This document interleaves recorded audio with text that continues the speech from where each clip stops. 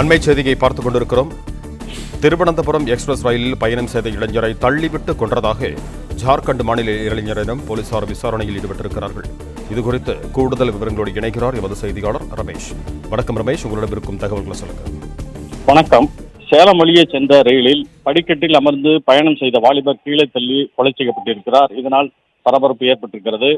திருப்புத்தூர் அருகே உள்ளது குறும்பேரி. இந்த ஊரை சேர்ந்தவர் நவீன்.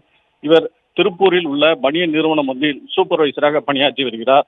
இவர் பங்குனி உத்தர திருவிழாவுக்காக நேற்று இரவு திருவனந்தபுரம் எக்ஸ்பிரஸ் ரயிலில் திருப்பூருக்கு பயணம் செய்து கொண்டிருந்தார். அப்போது இவர் படிக்கட்டில் பயணம் செய்த போது ஜார்க்கண்ட் மாநிலத்தைச் சேர்ந்த வாலிபர் ஒருவர் தகராறு ஏற்பட்டு நவீனை படிக்கட்டில் இருந்து 8 வயது கீழே தள்ளியிருக்கிறார். இதில் நவீன் படுகாயமடைந்து இறந்து விட்டார்.